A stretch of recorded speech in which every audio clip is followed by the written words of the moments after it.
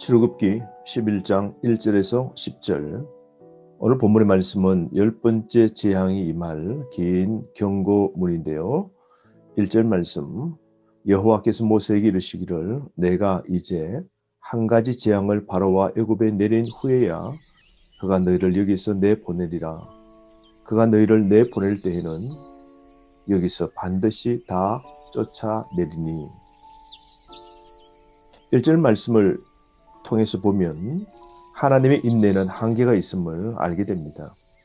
바로에게 9번이나 회개할 기회를 주셨지만 바로는 하나님의 말씀에 불순종합니다. 그러므로 마지막 재앙이 그에게 임하게 되죠. 여러분, 하나님의 최후 심판에서 피할 악인은 아무도 없는 겁니다. 인간, 우리에게 필요한 것은 하나님 앞에 잘못을 회개하고 하나님 말씀에 즉각 순종하는 삶, 그것이야말로 심판을 모면하는 길이요 하나님께 구원받는 길이죠. 바로의 타격을 통하여서 자신과 그의 친족, 아들, 왕위 후계자의 죽음까지 바로는 맞이하게 됩니다. 그의 신성까지 타격을 받게 되죠. 신의 화신이며 태양의 신이라 하는 바로는 무능력자임을 온 백성에게 다 보여준 꼴이 되는 것이죠. 그러므로 끝까지 회개하지 않으면 바로처럼 비참한 재난을 당할 겁니다. 1절 말씀에 보면 반드시 다 쫓아내리라 말씀하시는데요. 강조죠. 반드시 다 쫓아내리라. 이번에는 바로가 전면적인 큰 화를 입게 되고 굴복할 것임을 확정하고 있습니다.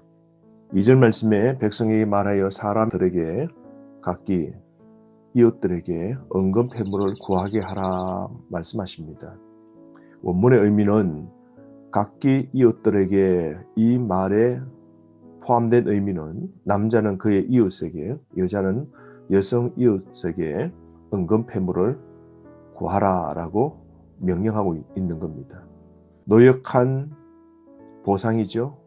하나님의 공의가 실행되고 있는 것이죠. 바로와 싸워 승리하신 하나님이 주시는 전리품 같습니다.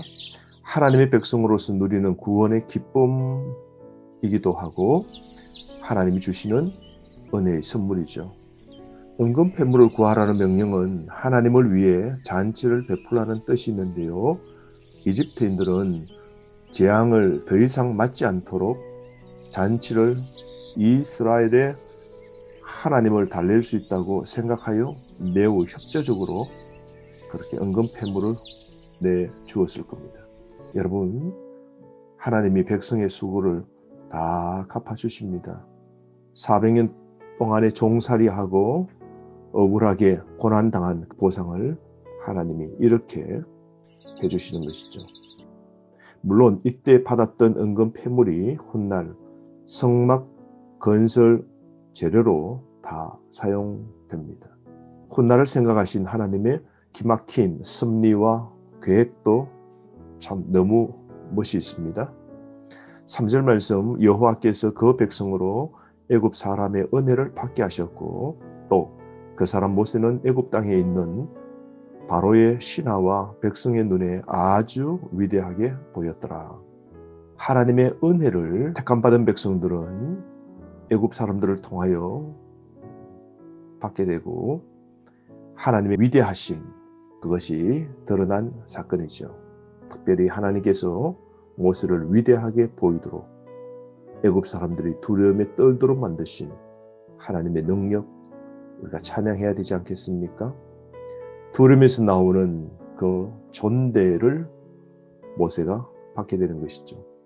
4절 말씀, 모세가 바로에게 이르되 여호와께서 이와 같이 말씀하시기를 밤중에 내가 애굽 가운데로 들어가리니. 이 말씀은 하나님이 마지막 재앙에서는 직접 애굽 한복판으로 개입하시는 겁니다. 마지막의 심판은 하나님이 직접 행하시는 것이죠. 죄악이 관영한 애굽 땅 한복판에서 하나님이 심판을 행하시는 겁니다.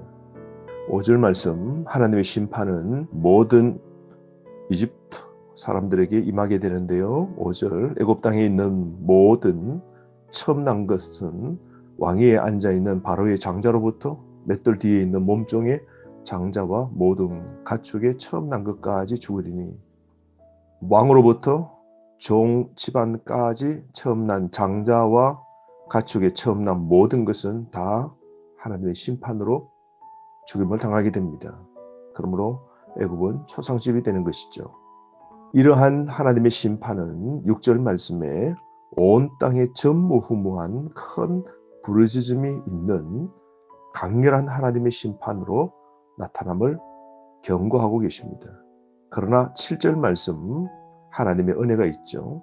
그러나 이스라엘 자손에게는 사람에게나 짐승에게나 개 한 마리도 그 혀를 움직이지 아니하리니 여호와께서 애굽 사람과 이스라엘 사이를 구별하는 줄을 너희가 알리라. 그러나의 은혜가 임하는 것이죠. 애굽 전역에 죽음의 심판이 임하지만 하나님의 백성이 있는 곳에는 하나님의 보호가 있는 겁니다. 개가 짖지 않는다 이 말은 평소와 다름없는 고요한 아무런 사건도 일어나지 않는 하나님의 보호하심이 이스라엘 자손이 머문 땅에 있다고 표현하고 있는 겁니다.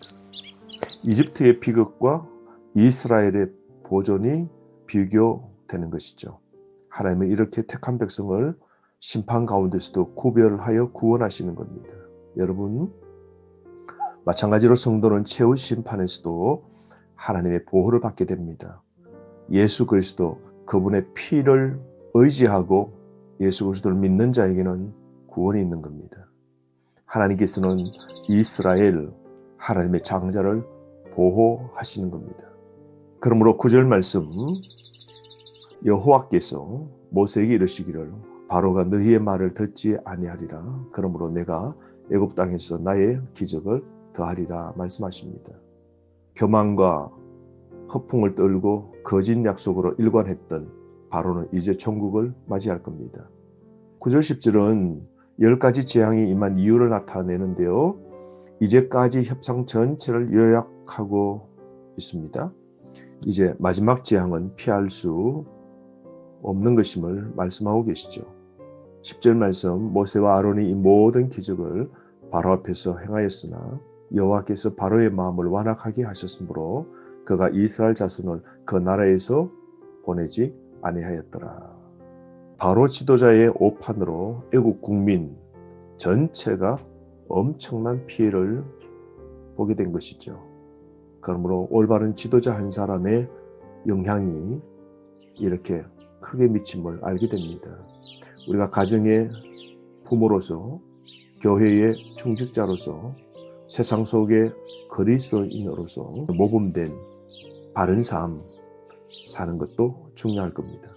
가만히 보면 하나님께서 이 모든 계획을 주도하시고 또 재앙을 종결하시는 역사를 섭리하시는 하나님의 그 손길을 볼 수 있습니다. 하나님은 모든 것을 지고 마음대로 계획대로 이루시는 하나님의 주권을 우리는 보게 됩니다. 오늘 또 수많은 바로들이 있지 않습니까? 끝까지 하나님의 복음을 거부하고 거절하는 자, 당한 재앙, 죄악도 무서워하지 않고 끝까지 하나님의 복음에 불순종하는 삶, 이러한 사람들이 오늘날 바로이지 않겠습니까? 나에게 이런 완악함이 없습니까? 우리가 하나님 앞에 늘 겸손한 마음, 부드러운 마음, 옥토 같은 마음을 우리는 가져야 됩니다. 7절, 8절 말씀에 보면 심판의 목적이 나옵니다. 7절, 자신의 백성을 보호하시기 위함이고요. 또 7절 말씀에 보면 믿는 자와 믿지 않는 자가 구별됨을 보여주시기 위하여 하나님이 심판하시는 겁니다. 하나님은 믿는 자를 하나님이 보호하시고 하나님은 그 가운데 임재하시고 택하신 자를 돌보아 주시고 그들을 끝까지 구원시켜 주시는 것이죠. 하나님은 오늘도 부르신 자들을 끝까지 책임지시고 구원해 주시는 겁니다. 또한 8절 말씀의 심판의 목적은 하나님의 백성들을 자유케 하시기 위하여 심판하심을 말씀하고 있습니다. 여러분, 오늘 우리의 삶 다시 돌아봅시다. 정결하고 거룩한 삶 있어야 됩니다. 하나님 앞에 내 마음을 낮추고 겸손한 자세와 말씀에 순종하는 삶을 애굽 땅 같은 하나님의 통치를 거절하는 세상 속에서 구별된 이스라엘 백성들처럼 하나님을 잘 섬겨 하나님의 돌보아 주시고 구별해 주시고 구원해 주시는 이 은혜가 오늘 우리에게도 있기를 바랍니다. 오늘 하나님 말씀을 통하여 하나님의 보호하심을 기억하며 세상 속에서 승리하길 바랍니다.